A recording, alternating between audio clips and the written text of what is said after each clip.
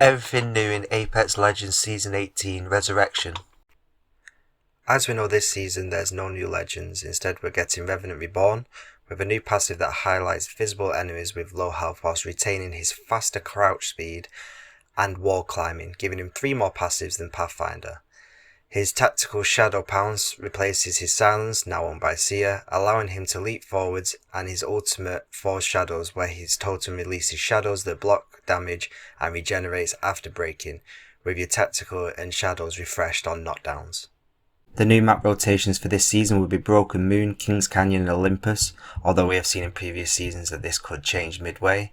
All maps have had multiple rat spots removed, and POIs will now have equal chance to receive replicators, ring consoles and beacons. There have been lots of changes to the ring this season, with the first ring of the map having its radius increased by 10%.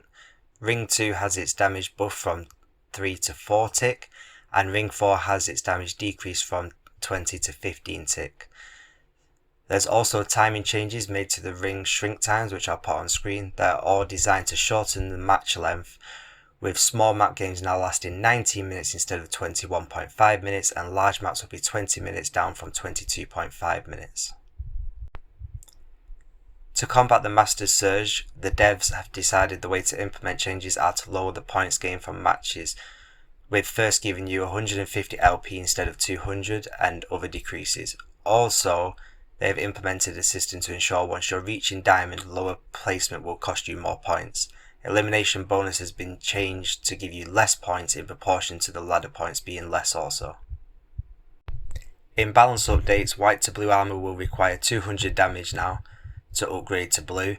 This combined with blue and purple armor spawn rates reducing by 30%, meaning the focus this season will be on damage for Evo shields.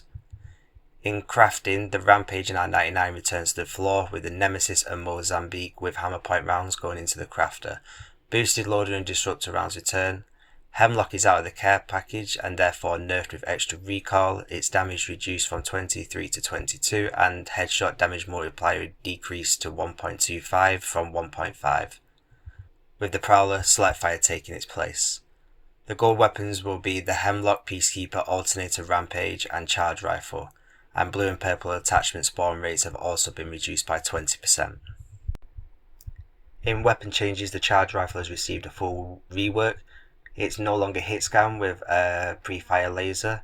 It now shoots at 100% charge with more damage over distance. It has an extended mag, ammo consumption has been reduced to 1 and it also opens doors. All FSMGs have been nerfed, with stray speed reduced and the headshot multiplier also reduced. For the R99 this comes as a double nerf as it has its recoil increased and ammo capacity reduced. The Spitfire has been rebuffed with barrels added back to the weapon, recoil reduced and hipfire reduced. The Mastiff has also received a tighter spread. This season's hop-ups as stated are the boosted loader returning to the Hemlock and Wingman. The Alternator and Peacekeeper received the Disruptor rounds, whilst the EVA 8 and G7 Scout loses its double tap. Frag grenades have also been buffed to increase their damage radius. There's been big ultimate changes for the season, with lots of legends receiving an ultimate cooldown nerf. Firstly, Bangalore and Pathfinder have had their ult time increased by 60 seconds. Catalyst, Horizon, Loba and Maggie have had theirs increased by 30 seconds.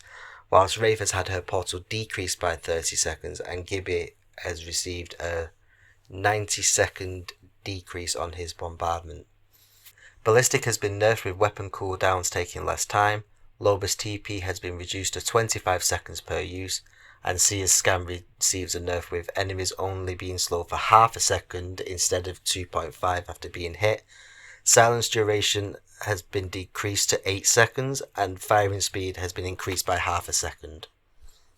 Control returns this season with some minor changes to make the game faster, such as a reduced score limit. There's also a lot of general bug fixes which I'll put on screen if you want to read through them, but some standouts are audio improvements that have been introduced to prioritise enemy movement and bug fixes to character abilities not working.